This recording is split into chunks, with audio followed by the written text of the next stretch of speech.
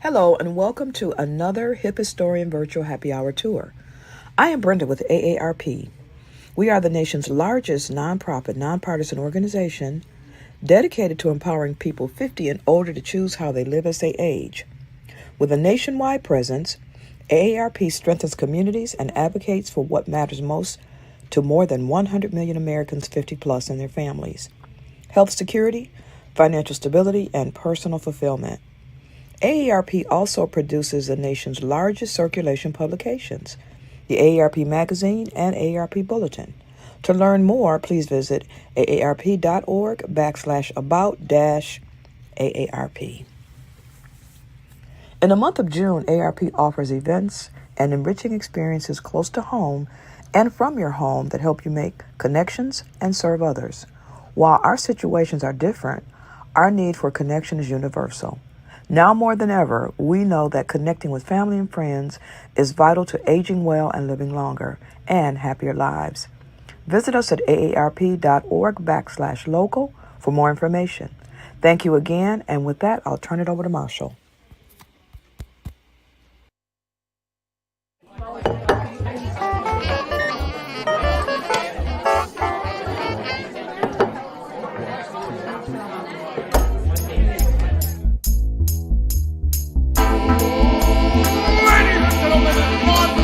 Folks, welcome to the show. Get ready to meet your host for the night, Arizona's very own hip historian himself, Marshall Shore.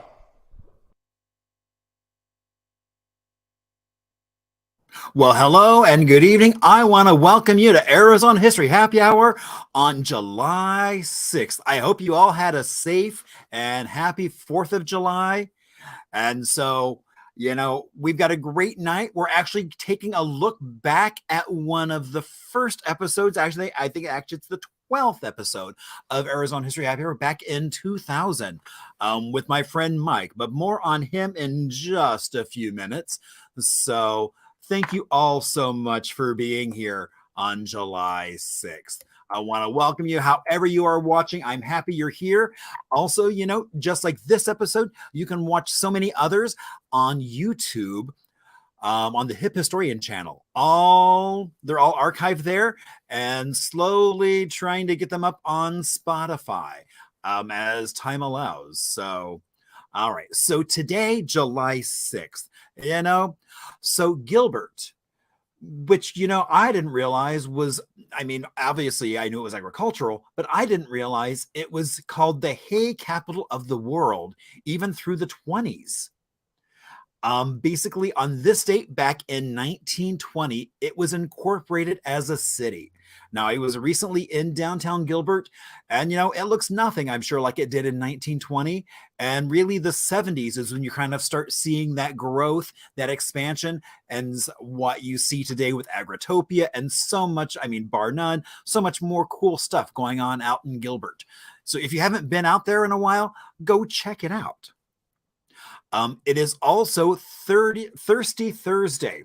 Now, I think for folks across the country, it's supposed to be setting the tone for the weekend. I don't know why they chose quite this Thursday, but out of all the other Thursdays, I think it has new meaning for Arizona for Thirsty Thursdays, because if you've been outside, it does make you thirsty, and you've got to stay hydrated out there in the desert. It is also International Kissing Day. Now, from a formal kiss on the cheek to a kiss hello to a kiss goodbye, a kiss is an age-old practice with significance that extends far beyond just romance or hello. Now, also, it is Air Traffic Controller Day, because on July 6th of 1936, the Department of Commerce Bureau of Air began the federal control of route traffic to improve the system safety. And federal control led not only to a new government enterprise, but also that new profession of those air traffic controllers. I hope if you traveled by plane, I hope you had a good experience over the weekend. Now, it is also National Umbrella Cover Day. Now, I like to call umbrellas personal shade devices. And, when you first buy an umbrella, you get that kind of sheath that goes over it that quickly finds its way to the bottom of the closet. But you know, every time you get a new personal shade device, there it is again. All right. So what can you expect from tonight? Well, you know, we do have some amazing trivia, all about kind of fireworks related, as well as amazing we've got a little Arizona bit, which is amazing, some music history, and indeed a beverage, and of course my friend Mike as an oh so special guest joining us from the past. And he might even be watching tonight. I forewarned him, and he said he was going to get a really good score on the trivia this evening. So we'll see if that changes. All right. So if this is your first time watching, you might wonder, who is that man and why is he on my screen? Well, you know, my name is Marshall Shore, and I got here 23 years ago. I was living in Brooklyn, working at a beautiful Carnegie building, but decided to trade all that snow slush for something else, sunshine. And so I started working in a little library in South Phoenix where there was a rich oral tradition of the community. And so my first introduction to Arizona was through stories. And so that's how I continue to learn about Arizona, through its stories. And that's what I share with you all as well. Now, we promptly moved into a beautiful 1956 ranch. Now, originally it was oh so many tones of beige on the outside. I am happy to say now it is just seafoam and cantaloupe. And there is what my kitchen looks like today. That's pretty much like the whole house is a time capsule, a throwback to the era. And that's the goal, is to keep it, as friends like to call it, it's the unmuseum, because everything's touchable and it's very livable, as you can see by my living room. And, you know, as soon as I got here, all I heard about how there was no history here. But I knew that wasn't true, because every time I went somewhere, whether it was on foot, on a bike, in a car, on a bus, on a scooter, not on a skateboard, because I would not do well on a skateboard. There would be broken bones and things like that. Nobody wants that. But I kept running across so many amazing people, places, and stories. And so my name is Marshall. As I said, I'm also called the Hip Historian, which means I get to have fun with Arizona history. And so that's just what we've done. If you check out the magazine So Scottsdale, their current issue, I am their style person for this issue, which was a lot of fun, doing a photo shoot up at Taliesin West, kind of wearing some of my indicative eyewear, and oh, so much more. Oh, and those boots. I can't forget about those boots. Also today, if you get a chance, out on newsstands is Phoenix Best Of. Phoenix Magazine does their Best Of, and it is out on the newsstand today. And so we went out to Mesa to do, because on the cover is indeed the Diving Lady. So it was a chance to talk a little bit about the history of the Diving Lady and just highlight that. So while I was out there, of course, I had to go visit the Buckhorn Baths, which is one of the first amazing signs that I saw in Arizona, and that got me hooked on neon. And so I'm going to show the video at the very end. We're going to show the video that we did to kind of help promote that. And we just got funding for next year for LGBTQ plus Storytime community history. So that's going to be really exciting. So already planning on what's going to go on with that. So, and you know, one of the things I love is, so Stephen Chilton, who is Rebel Lounge, Psycho Steve, who does a lot of music promotion throughout the Valley, sent me this today because he knew I would love this photo. It's his great-great-grandfather and his father in about 1945 using not a tractor, but indeed they are still using a horse on the ranch. And if you look in the background, you will see Camelback Mountain, which I thought was really cool. So Steve, thank you so much for sharing that family photo with me. And also the end of September, the last Friday of the month, will be our band book. This is the 5th one we've been doing at the All One House. So excited to be doing that. So there'll be more information coming out about that as well. And please, I see Chris, Ryan, and Marie Carmen have found the chat. Please throw things out in the chat if you want to. And Also, you can reach out to me through Facebook, Instagram, email, or the website, because I love to hear from you all. In fact, that's where I get some of my best ideas. So thank you all so much for being so open and sharing about Arizona's history. All right. And so now we're going to go back to a time machine. So, all right. I will see you all in a bit. Because it is Arizona's History Happy Hour, let's see. We need a cocktail. So let's see. All right. So tonight we have a watermelon cooler in honor of something that we may all be imbibing for the 4th of July. Not sure there'll be much else going on, but this is a quite simple little thing. I actually was able to juice some watermelon earlier. So we're going to take our vodka. And I already have heard that this is a really good cocktail. And oh, so simple to make. Oops.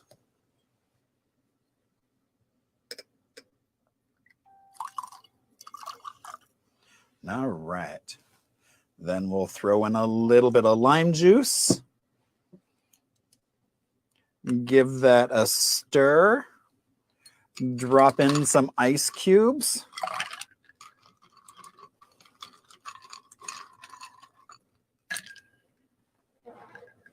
And voila, we have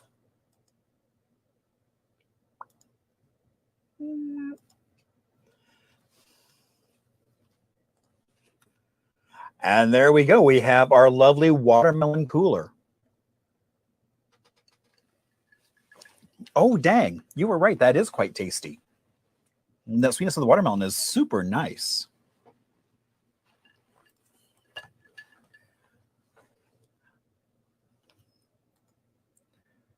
All right. So before I bring on our special guest, a view from the Histocam.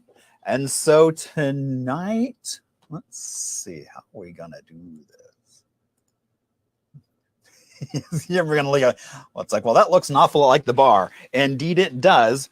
But tonight, so this is a little game called Chit Chat. That is the Hugh Downs game of conversation. So you see Hugh Downs trying to get some young folks to chit chat, and that's pretty much what this game is. It's all about just creating chit chat. And since he did pass away today at the age of 99, now he was one of those folks that we knew so well from probably his most popular show, which was 2020 with Barbara Walters. But he was also on the Today Show, Concentration, The Game, as well as Tonight starring Jack Parr. Now, I didn't realize he had been in the Guinness Book of World Records for the most hours on network television, which he was admitted into 1985, but then Regis Philbin basically stripped him of that honor back in 2004. There is also the Hugh Downs School of Human Communication at ASU, named after him. And so I have a little story about Hugh Downs. I would run into him sometimes downtown at different cultural events. No, you don't need to see the bar right now.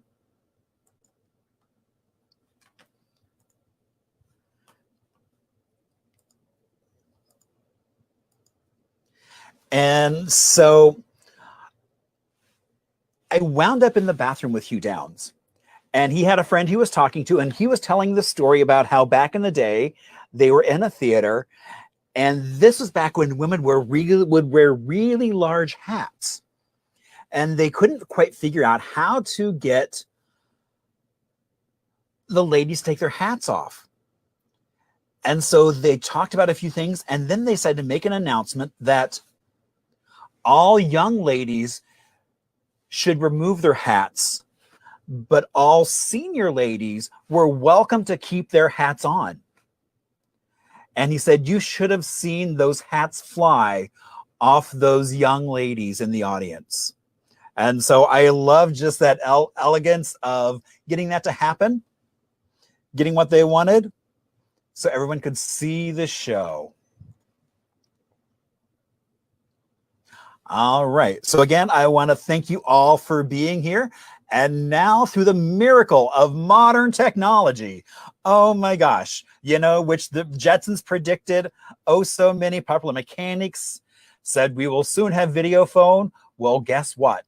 We now do have video phone, and some of you like me may live your life on a video phone pretty much.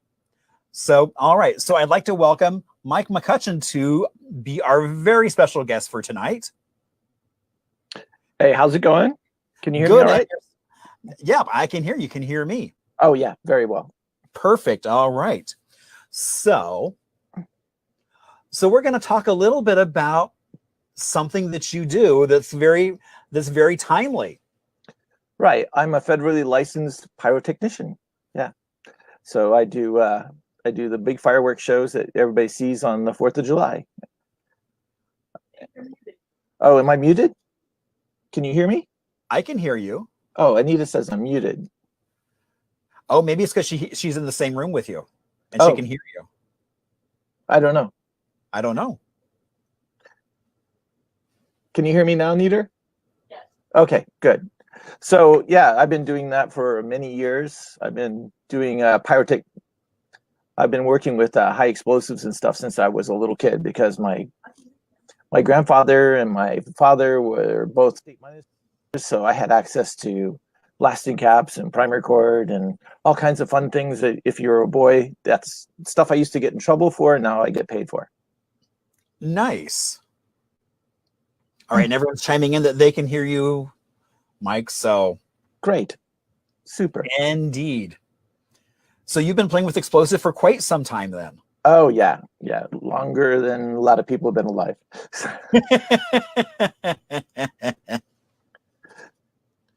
All right. Well, one of our fun things we always do is we do some trivia. And so Mike has come up with some really great trivia questions, some of which you might know, some of which you might not know. But we always do multiple choice. And it's more about what you can learn. So at the end of the 10 questions, we'll actually go through and explain the answers. So that way you'll walk away knowing more than you did when you started the evening. And so you'll be able to wow your friends with talk of fireworks in Arizona. So, all right. So let's go ahead and get started. All right. So we're just going to go through these and just pick an answer. You can either grab a pen and paper or just type it over here in the chat. This is the first one that I knew all the answers to. All the other ones I've taken, I'm guessing half the time. Or But I think that's part of the fun, is because then the end, it's not so many trivia games I've been to, it's all about what you don't know. Right. Where here you then walk away with the knowledge. Yeah, it's crazy. Why. So yeah. So how many feet per inch of shell is a safe distance for fallout? All the ash and stuff. Okay, all the ash and stuff that falls down. Okay. Mm-hmm. So 10. Okay, so is the answer 10 feet per inch, B, 30 feet per inch, C, 50 feet per inch, or D, 100 feet per inch? All right. Question 2. How many shells get sent up in last year in Arizona? During the 4th of July, you can imagine statewide. Wow. Could be some. Right. Yeah. So do you think it's A, 50,000 shells, B, 100,000 shells, C, 500,000 shells, or D, 800,000 shells shot up for the 4th of July last year? Anyway, that's a heck of a lot of shells any way you count them. That's a lot of explosives. Yeah. Indeed. All right. Question 3. What is the max wind speed fireworks can be shot in? Is it A, 15 miles per hour, B, 25 miles per hour, C, 35 miles per hour, or D, 50 miles per hour? What is the max speed that you can shoot off fireworks in? Not that we probably run into this too much in Arizona. Well, but actually, we get the monsoons coming in, you know, and sometimes it does happen to us. That's true. So what happens if it rains? A, they're canceled.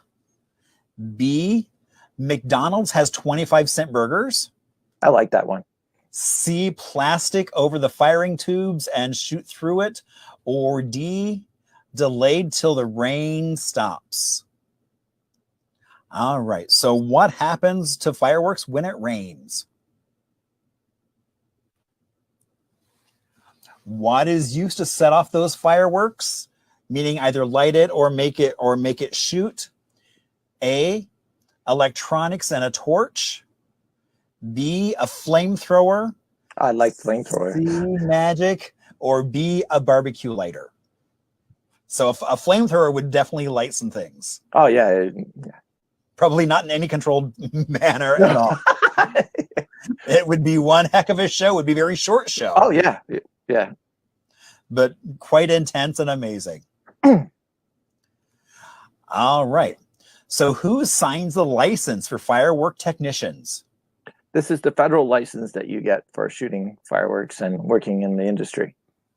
All right. So would it be A, Christopher Reeves, B, Charles Gibbons, C, Richard Gere, or D, Anthony Sewell?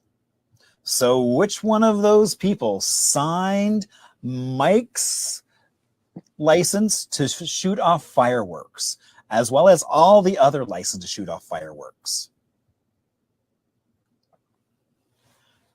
All right, 7. What is the largest shell regularly shot in Arizona? Wow. Again, no matter what, that's going to be a lot of explosives. Is it A, 8 inches, B, 10 inches, C, 40 inches, or D, 20 inches? What is the largest shell regularly shot in Arizona? And we're coming into the home stretch. How close does a technician stand to fire a shell?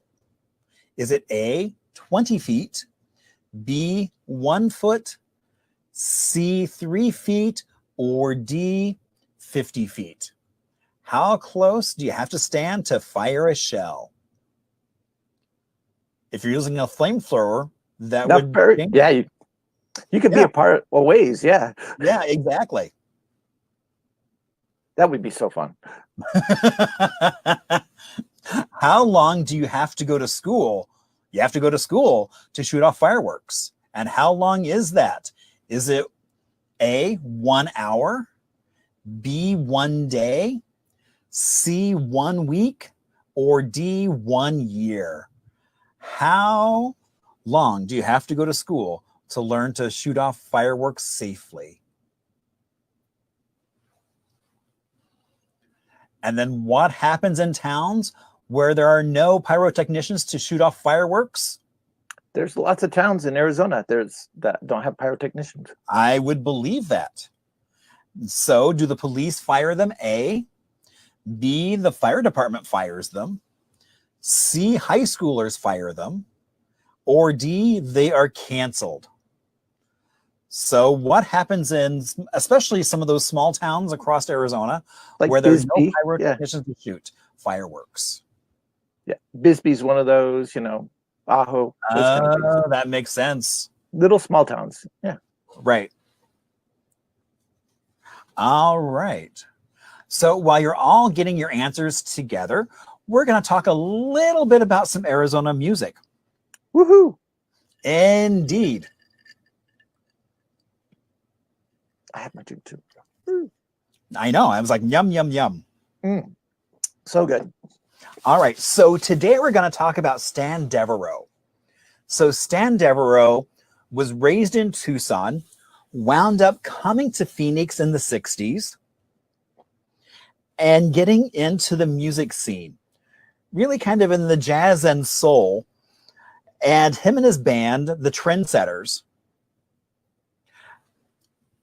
they started playing gigs around town, and they had to replace their drummer. And so a few weeks ago, we had Johnny D on, and he actually wound up becoming the drummer for Stan Devereaux and the Trendsetters. Now, they were so good that they even got booked not just in some of the clubs around town, but even Mr. Lucky's, which was much more of a honky-tonk venue. I mean, it was rock and roll in the basement. It was country western on the top floor, and Stan Devereaux and the Trendsetters played there. Now, he was known throughout the jazz, the R&B, the soul, and the blues scene of being one of those performers that not just had a great voice, but also a great entertainer. But he never had that hit song which would have got him into a top 40 situation. And so a few years ago, Johnny D realized that he had a couple tracks that had been recorded by Stan Devereaux, but never released. So Jeremiah over at Thunderbird Lounge also has a local record label called President Gator Records. And they worked together, and they actually produced an album for Stan Devereaux last year. They had a little release party for it, and that was a hoot. And Stan actually was able to be there last summer. And we just sat there as they played his record and other music from the time period. It was so much fun. Stan Devereaux did pass away the end of last year. So I'm glad that he got to see this record come to fruition and see so many folks enjoying his music, because he really did have an amazing voice and just never was able to get up and make it to the big time. But he was considered to be in the upper echelon of the music here. All right. Interesting thing, I played with Stan in 1984. Oh, wow. At Mr. Lucky's. We were opening for that group, and we were in town. I was with Maynard Ferguson at the time, and we were just in town, and we had a jam session at Mr. Lucky's, and I happened to run into him there, and we had a jam session there. Well, and that's actually one of the things that he was always having jam sessions with pretty much anybody who would play. I mean, he just loved to sing, and so that's what he would do. Oh, yeah. He had a great voice. Oh, my gosh. He had an amazing voice. I didn't realize you got to play with him. How cool is that? And at Mr. Lucky's. Yeah, Mr. Lucky's. Yeah, we used to play there quite a bit. Yeah. My band was there many, many times. Yeah. Ah, see, I never realized that. Mm-hmm. Very cool. So I know a lot of people are wondering what's happening with Mr. Lucky's, because, the sign is looking a little down on its heels. I know the guy who owns the building has talked about trying to redo the sign and the building, but who knows? So, and at this moment, so much is up in the air. But hopefully it's all good for Mr. Lucky's. So Mr. Lucky's, Sarah, is out on Grand Avenue in the high 20s. Mm-hmm. And so it was originally built to be a casino because we were going to legalize gambling. That didn't happen. It then became a music venue with rock and roll in the basement and country western on the top floor. And it is one of the few locations actually listed in the Arizona Music Hall of Fame because of so many folks like Waylon Jennings playing there so much. So, I mean, it's now a building that's now vacant, but a lot of folks have really good memories of the music there. The fish fries they used to do on a Friday, where they would invite entire families in to come and hang out for the music. They used to even do rodeos out in the parking lot. So it was quite the hub of entertainment over at Mr. Lucky's. All right. So, let's move on to some answers. I hope you're all ready. So how many feet per inch of a shell is a safe distance for fallout? The answer is D, 100 feet per inch. Yeah, we still get numbers and stuff coming down on us after we shoot. So we need to have as much room, and then we have to allow for any kind of breeze or anything. So that's why it's so large. So it was funny. When I was a kid, I would summer up with my grandmother up in northern Indiana, and we would go out to watch the fireworks on the 4th of July out in some cornfield, and we would lay on the hood of the cars. And the problem was we did not have that 100 feet per inch. And so we were just getting covered in embers and ash and all kinds of things falling down. So you're always constantly trying not to get anything in your eyes. So you do need to be a safe distance because they drop all kinds of things. All right. So how many shells were shot up last year on the 4th of July across the state? D, 800,000 shells. Wow. That's within like 4 hours. That's a lot of people shooting fireworks. So for a show like Tempe Town Lake, how many shells would that normally be? That usually we put about 5,000 shells in the air for Tempe Town Lake. Wow, that's just that one show. Yeah. You can just imagine then, of course, there's shows all over the state. Yeah. So, and Tempe Town Lake's one of the bigger shows we do. But it's canceled this year. I know. Who's doing fireworks this year? I am doing fireworks at Fiesta Mall. Out in Mesa. Yeah. You have to stay by your car. They're doing social distancing and you have to wear a mask, but it's free. People can come out. We'll be shooting on the south side of the mall. But if you're sitting on the north side, you'll still see all the shells and everything. Right, because they'll go up high enough that the mall won't stop them. Right. Unless you're sitting right up against the mall, Yeah, it's going to be a pretty good show. We have reduced the size of our shells because of we don't have the distance that we normally do. Okay, that makes sense. We're only shooting 3s and 4s on this show. All right. What is the max speed fireworks can be shot off in? And B, 25 mile an hour. Yeah, we watch that really closely. Now, I know the last couple of nights have been rather windy. So I'm sure you're definitely watching to see what's going to happen come Saturday. Well, the great thing about Arizona, once the sun sets, the wind usually dies down.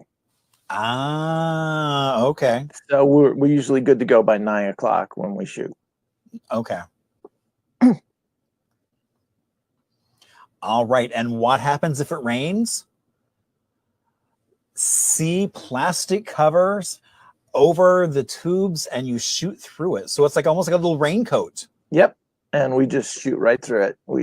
We'll shoot right in the rain. Wow.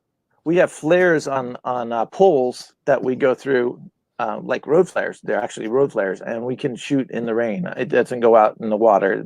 They have their own oxidizer in it, so you can put them underwater and they still burn. And so we can shoot in the rain as long as people are willing to sit there in the rain. We'll shoot through it.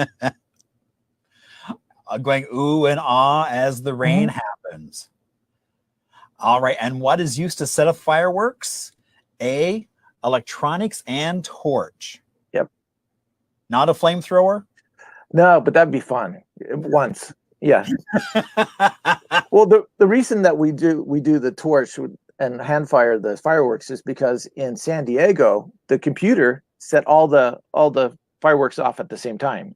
It was supposed to be all to music and everything, and then all of a sudden everything went off all in like 10 seconds. So oh my gosh. Yeah, the computer went 0 and shot everything. So yeah, so we hand fire everything.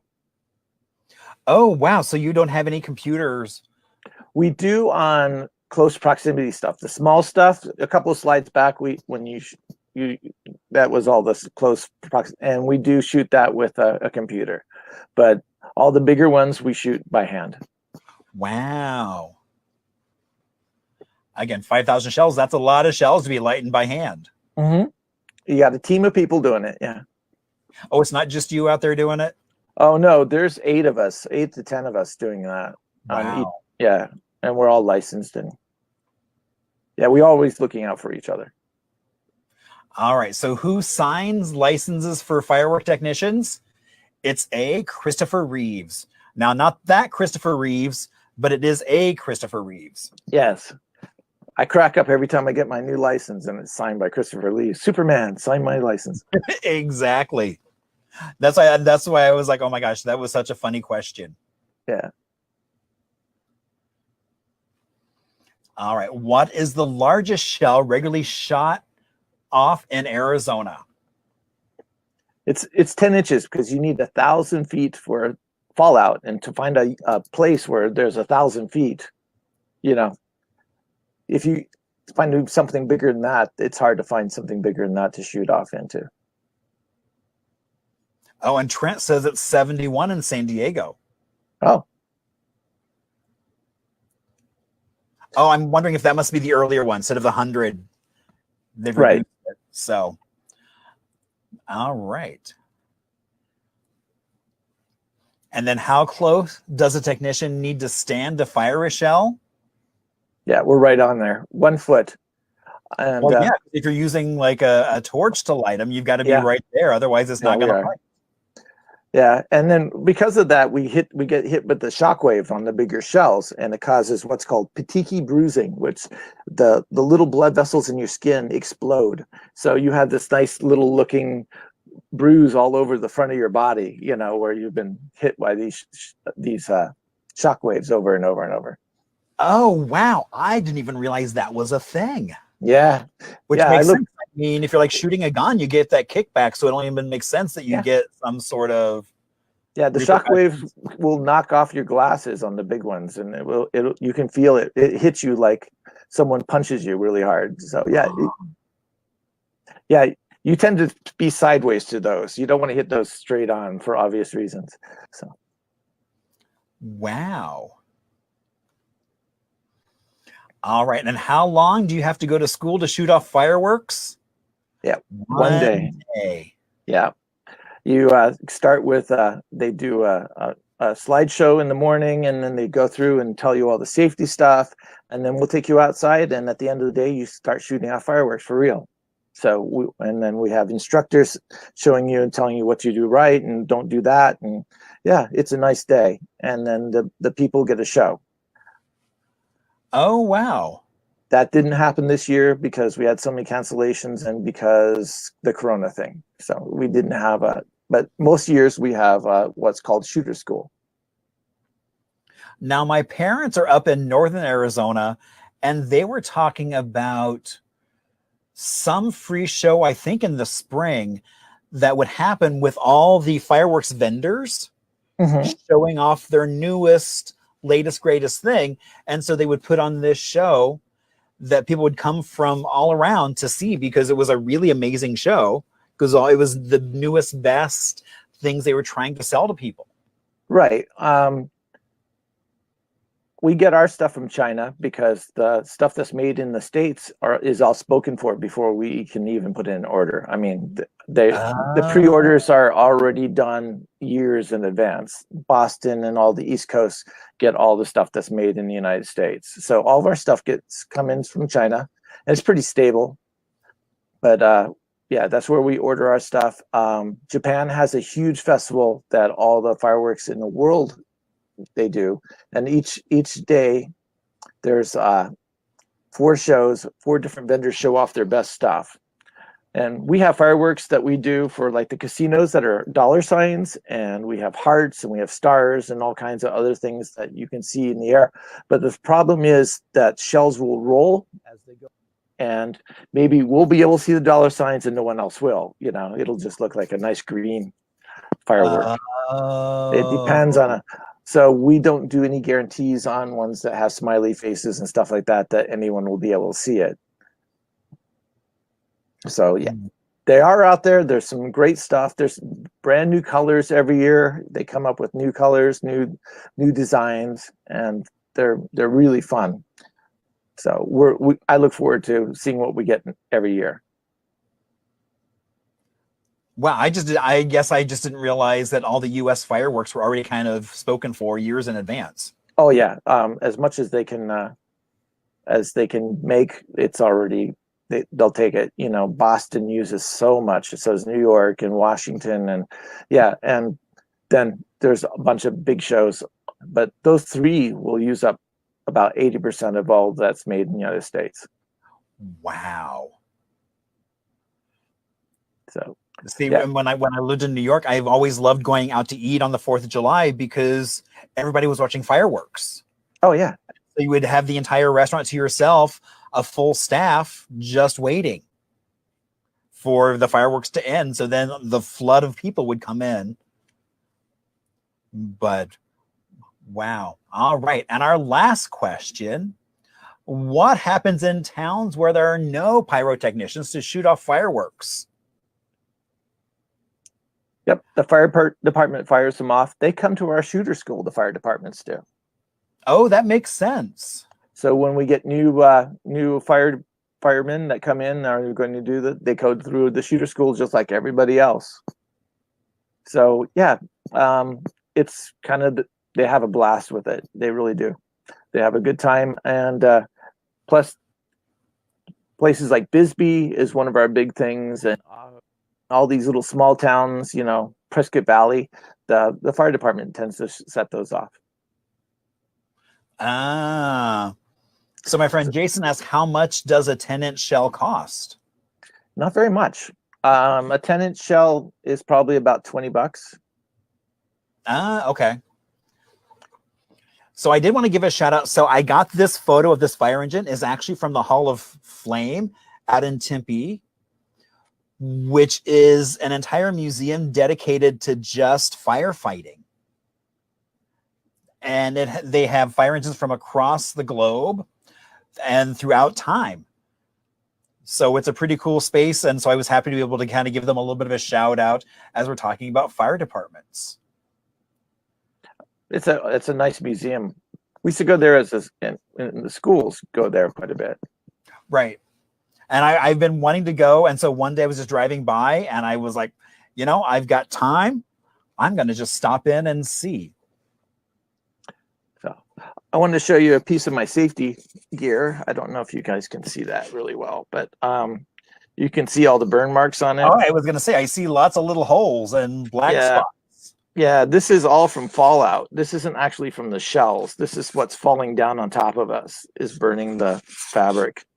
I don't know. Let's see. So then are you also wearing a hard hat when you do that? No, this is all I'm wearing on my head. Oh, that's a hat. It's a hat. Yeah, it's Nomex. Okay. Yeah, it's fireproof hat. Okay. So yeah. We have ear protection, we have eye protection, we have the Nomex, I have the long leather gloves, gauntlet gloves. Oh yeah. Anything that we can put on, and we have multiple layers of cotton because synthetics, when they catch fire. Oh, that makes sense. Yeah, the first year I was doing fireworks, my boss comes over and pats me on the back, and I thought, wow, I'm doing a great job, you know. So when we finished, I went, hey, Kendon came over and pat me on the back. He goes, yeah, you were on fire. So 4 years later, I got him back. I put him out. So yeah, we watch each other's back, and we'll walk up and put someone out. We actually reload shells while people are firing too. We use our bodies to keep the sparks from hitting the shells. We'll carry up to 4 or 5 shells at a time and reload them as people are firing. Wow. That's the kind of stuff that sucks because yeah, you have to be really careful. You have to be watching where everybody's going and watching the wind so you don't set anything off while you're carrying it. So now with setting up like 5,000 shells, how long does that take you to set those up? It takes us probably 4 hours to set up and the shells in and everything, the initial shells. But then we go back through while we're firing the shells, we're actually reloading all those tubes again. Oh my gosh. Okay. Or a majority of them. The great shows are when we don't have to reload. but those are very seldom that happens because they have so many tubes going out across the state and so many groups that they can only store so much of these tubes, and so you have to go and reload. We have all of our shells in a metal trash can. We lift the lid, we pull out what we need, we shield it with our bodies, and we walk over and we start loading away from the people that they're shooting. And then after we get them loaded, then someone will come back and start reshooting the ones we just loaded. So that's how we get so many shells in the air. So a lot's going on while you guys are watching all the shells go up in the air. We're working our asses off. There's 10 people going on, and we're counting shells. Our boss is like a conductor for a symphony. He's going, okay, you need to speed up, you need to slow down, you know. Oh, wow. Yeah, and we're counting 1,000, and then he goes, I want you to 5 second, 4 second. We're counting 1,000, bam, 1,000, bam, and then he goes, well, I want it slower. All right, 4 1,000. You go 1,000, 2 1,000, 3 1,000, 4 1,000. So he's got this all thing set up in his mind. He's already picked out all the shells and all the colors that he wants to go up at the same times. So we're actually sequenced out. He's directing us like a conductor does, going, okay, and those go off, and then those go off. And so that's why you get such a nice show, is because he's conducting the show. He's watching everything we're doing. He's putting people out. He's watching everything that goes on. And then we get to step back, and he usually shoots the grand finale, so we get something so we can actually watch something. But usually we're putting out fires by that point, because there's the boxes that we shoot, they catch fire, and there's other things, but and we're watching each other. So we don't usually get to look up at all, because we're watching what we're doing. We're reloading. We're running back and forth with water, putting out people, putting out boxes. We're doing fire control. We put out the fire way before the fire department ever gets there. Okay. I was wondering about that, especially, I mean, the fact that we've been having so many fires lately. I was wondering about the fire safety aspect of what you're doing. Well, here's a funny story. My team was out shooting over at the old at the drag strip down over on the way to Tucson, and on the reservation. And we got in, one of the shells went off, and the fallout set some grass on fire. Well, the fire department, they were going to go and put it out, but they locked the keys in the truck, so they couldn't go put it out. So as soon as we finished the show, we went and put the fire out that we started, because they couldn't even get into the truck. They had to wait for someone to come with a new set of keys to get into the truck. Oh my gosh. They locked their keys in the truck. So yeah, they weren't much help. Well, luckily you had enough equipment to actually take care of that. Well, we carry a lot of water. I have a 5-gallon bucket of water that we use. We have this battery operated fan. So during the day, it's providing us mist and fan because it's so hot out there. And so, but at night, all the extra water and ice that's left over, we use to put out the boxes and stuff. So it's useful. It does two jobs. And plus we have shovels and rakes and stuff, and we can go out there and make a fire real quick. We've done that and just got ahead of it and shoveled out all the burning material and stuff and put dirt on it and put it out. So we're usually there faster than the fire department gets to it. And they usually wait till after we're done, because they don't want to get in the fallout either. They don't want to get covered in little burn marks. Well, no one does. I mean, except for the crazy people that are out there shooting stuff off. But we're well covered. 4 years ago, we were just ready to start, and one of the guys turned around, and 4 kids snuck up with lawn chairs and were sitting like 6 feet from us. Oh, we had to run them off. Yeah, we go, what the heck are you doing here? We're all in all this fire gear, and these kids just came running in. So our security was really lax that year, to say the least. So we had to run them off before we could even start. So we started a little late. Yeah, and the parents, I don't know why they would think that would be okay, you know. Right. but they were literally 6 feet from us. We just heard some noise. We don't hear so well with all the ear protection and everything. We assume we're alone. We don't assume that anymore. So what time say would you start setting up for like Tippytown Lake? We usually set that up starting about 9 o'clock in the morning. And so after, gosh, and then what is the cleanup process from shooting off these 5,000 shells? Well, they have these things called caps, which is the bottom of the launch. There's a launch charge in the bottom that shoots the shell up. And in the bottom of that, there's a cap, like a paper cap that sits at the bottom of that and causes a seal at the bottom of the tube. Those go everywhere, these little caps. And then we have these little paper pieces that we put over the end of the fuse, and then we pull those off as we set them off. So we have to pick up all those little pieces of paper, hundreds and hundreds of little paper tubes that we've done that were over the fuses. And then it's not so bad on like when we shoot them on the street, because usually a street sweeper will come in and just sweep it all up. But the last like 4 years we've been in the dirt, and so we've had to go out and rake up all these things and then put them in hefty bags, and it's really labor consuming. Yeah, it's really the worst part of the day. We're already hot, we're already tired, we're already ready to go and load everything up, but we got to clean up all this stuff before we go, so people have a place to park the next day without being in our clutter and stuff. So wow. A lot of cleanup. So I'm hoping at Fiesta Mall it's going to be a lot easier. We'll get a leaf blower if we have to do it. We'll just leaf blow it all, pick it up. It's so much easier on pavement than it is out on the dirt. Plus, we don't have the fire problem that we do because there's always little grass growing places, Oh, that's true, because it's going to be in the parking lot. So also we have ants out there. That's the worst thing. You're sitting there and all of a sudden you got hundreds of ants crawling over you. These little black ants that are just, we had a guy had to go home because he had so many bites, had a real bad reaction to it.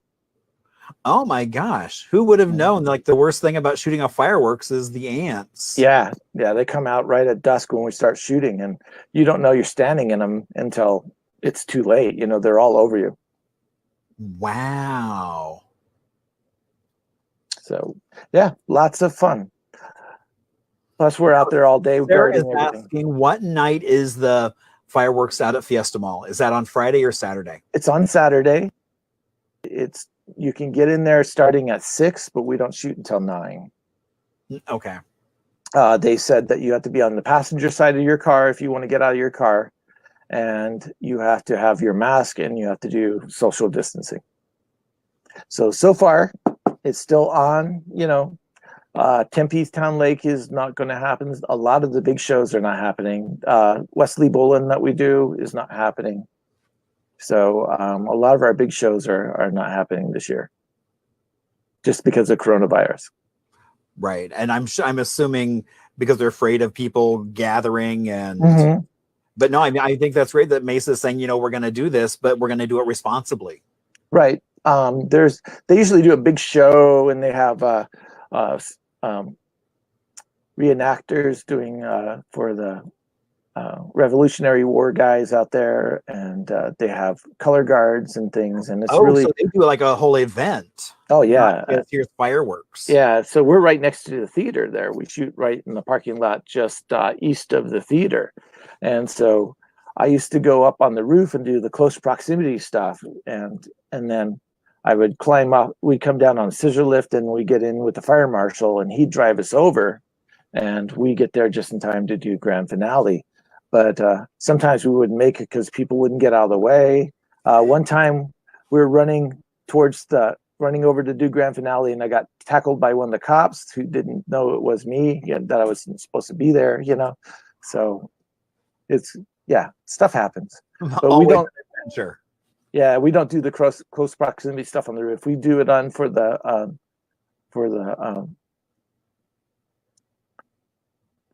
Stars and Stripes, the Star Spangled Banner. we do the rocket's red glare, and then we do the bombs bursting in air, So when they get to those parts, we do that kind of. And then at the end, we'd hit a little barrage, and that would be the signal for the guys on the ground to start their show.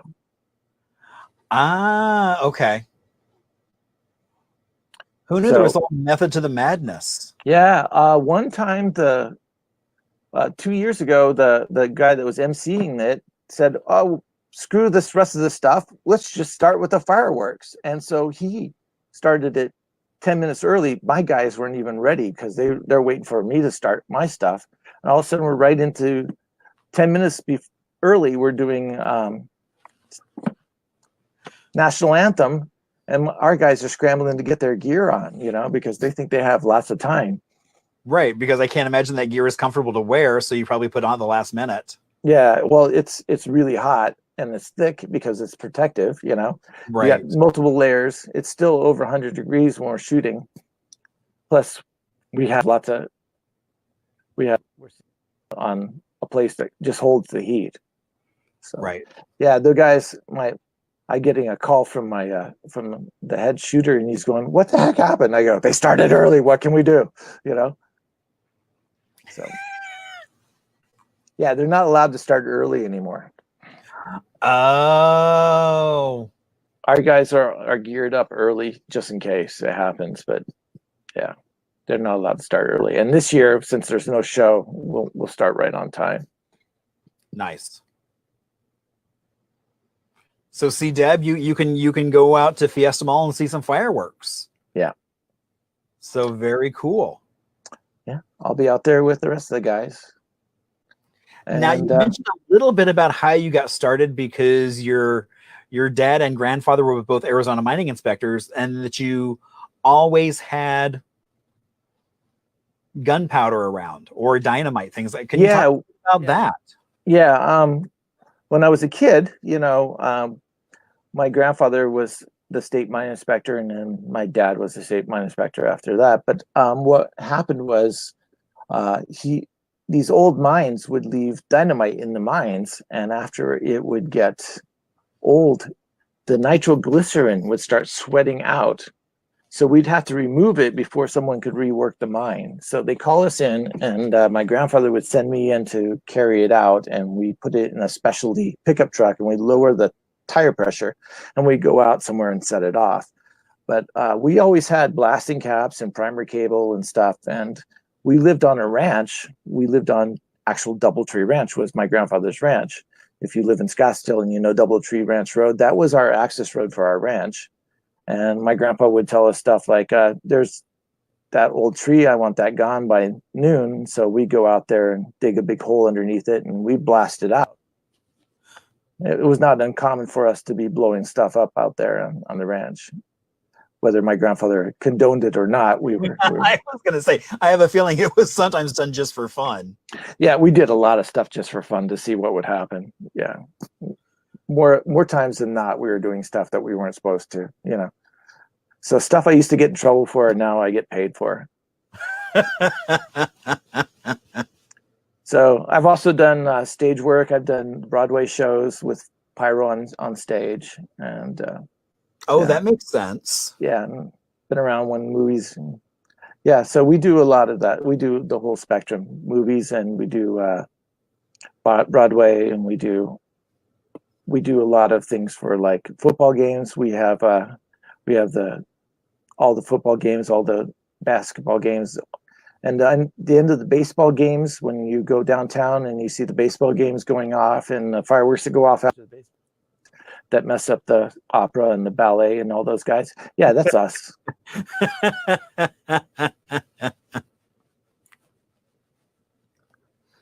Symphony will be going and have a nice quiet movement, and all of a sudden all these blasts will be coming up. That's us setting it off from the baseball game. So yeah, we've messed up more than one show because we're doing our job, Right. Side effects of things overlapping,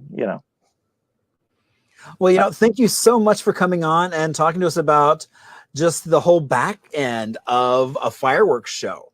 Had no idea there was so much that went into it, and the production value. I mean, having a conductor sitting there saying, slow down, speed up, you go, you go.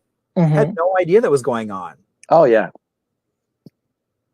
It's a big production. There's a lot of people that are highly skilled doing it. So thanks for having me. Oh, thank you so much. Any last words? I mean, so you've just got the one show at Fiesta Mall. Anything else going on this week? There's one in Scottsdale. I think there's one out in Scottsdale. Westworld, Anita says, yeah. Oh, okay. I guess so. Westworld is having a show as well. So if you're in Mesa or Scottsdale, you can go see some fireworks. But I think pretty much everything else has been canceled. Pretty much, yeah. And just be safe out there when you're doing your own playing with fireworks. You know, realize the fuses are a lot shorter than you think they are. So don't hold them in your hands. Light stuff on the ground and get the heck away. Right. Seeing my friend Deb is like, hey, you know, maybe she can take her granddaughter to go to see fireworks. I was like, yeah, you really should. We do a good job. You do. I mean, I've seen the Tempe Town Lake fireworks, and those are always pretty spectacular. So it's going to be like a 45-minute show. So it should be fun. And the grand finale is going to be amazing this year. Oh, very cool. Well, again, thank you so much for being here. Thanks again. It was a lot of fun. It's kind of strange being on this end, but it's great. Oh, Anita did chime in and say Westworld has limited parking and it does cost. Fiesta Mall is free to the public. Okay. And there's lots of parking at Fiesta Mall. Oh yeah, lots of parking. So, all right. So Deb, make your way to Fiesta Mall tomorrow, or I'm sorry, on Saturday to go see the fireworks with Gabby. And again, Mike, thank you so much and have a great rest of your night. Oh, thank you. We'll talk to you later. All right. Have a good one. All right. Bye. Bye. Oh my gosh, that was so much fun. You know, that's part of the fun of this is the fact that we're all learning stuff. I mean, I had no idea the amount of work that went in even during a show to talk about what's going on and to make sure everyone has a great show and the safety measures and everything. So, all right. So our last little bit of the night is Little Arizona. Now, some of you may or may not know. So I actually grew up in Indiana in a little tiny town of about 25 people. We had one stop sign. At the very end of town, there actually was a major highway, but they had flashing lights. And so that was pretty much it. And so that was one of the beauties of, I think, moving to Arizona was being able to live in the 5th largest city in the country, but also being able to run around and visit some of these small towns that very much have their own flavor, their own character, and are quite quirky in oh so many ways. So I'm also working on a book called Little Arizona. I'm actually sending some stuff in tomorrow, talking about some of the small towns that we've been talking about already for part of this show. And today we're going to be talking about Lupton, Arizona, which is right actually on the border of Arizona and New Mexico. And in fact, it's actually right on the border. There is a Lupton, New Mexico and a Lupton, Arizona. But because it is on the res, it's actually on federal time. So you don't have to worry about crossing into 2 different time zones and getting your time schedule all whacked out. Now, it is basically a stopover for gas and kind of essentials to keep on your road journey.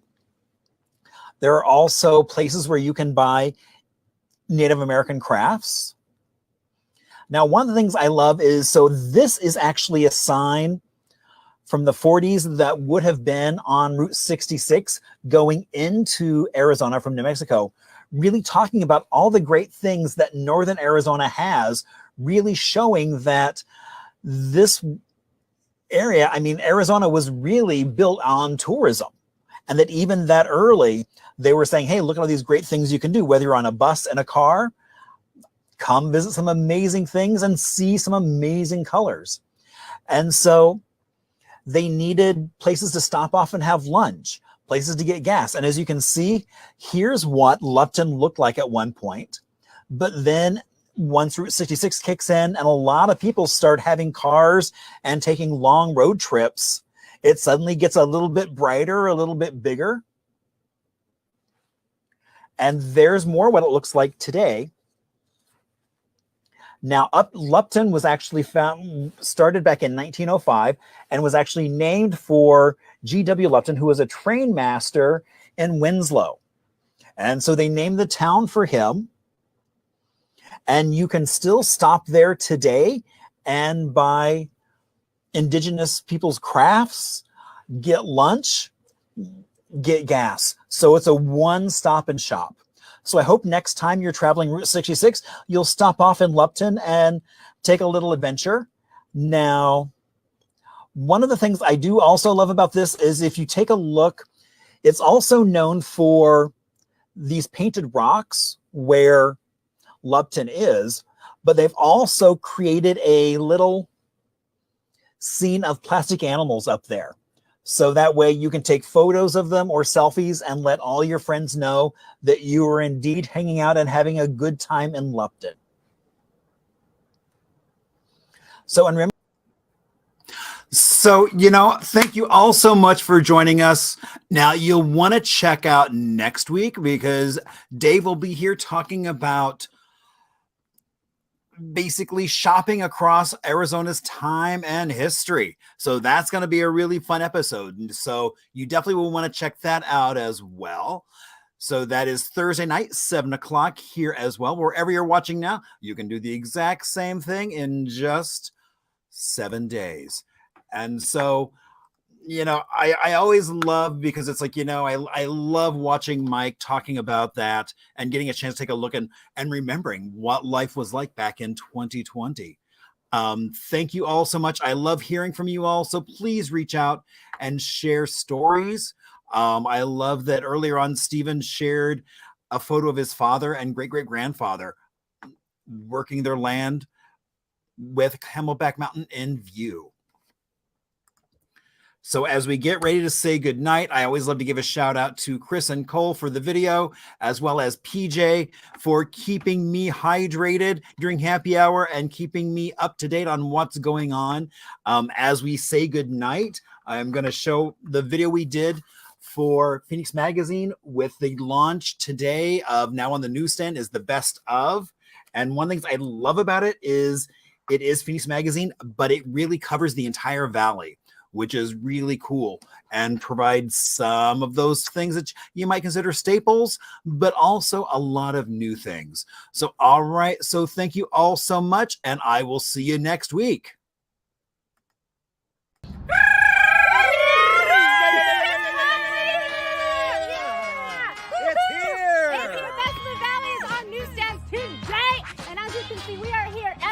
Motel in front of perhaps the most famous neon sign in all of Arizona, the Diving Ladies. We have Marshall Shore to give us a little bit of insight on that. Marshall, tell us all about this. Oh my gosh. So the Diving Lady put up in 1960, back when going right through the entire valley would have been major highways. Now they're just streets, but this would have been put in to show this hotel had a pool. And so it really talks about neon, the rise of car culture in Arizona, and how the car was so prevalent, and neon is still king in Arizona. That is awesome. Really good part of history. So how do they maintain this sign all these years? So the Mesa Preservation Foundation basically saved the sign from ruin when it blew down in 2010 in one of those microbursts. And so they brought her back to life and keep her going. So that way she dives every night as you drive by. The Best of the Valley issue is also full of very actionable and fun things to do. And Maddie, our associate editor, is here to tell us a little bit about some of her favorite things.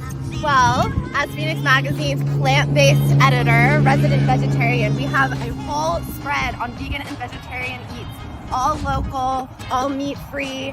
We also have some little fun verses. This one's for mocktails. So Yay. If you're alcohol-free this summer, these are some great places to go if you're not drinking alcohol. I need a drink, so I can't wait to try some of those mocktails. So I'm going to send it on over to fashionista Nat the Brat and have her tell us a couple of things that she's looking forward to. My favorite page is the Best of the Valley ice cream. I have an ice cream obsession, and now I know where to go, either the East Valley or the West Valley, anywhere, anytime, any go. What about you, Marshall? Oh my gosh, you know what I love is this is a must pick up. It is your guide to local best of the valley. So get out there and explore the best of the valley.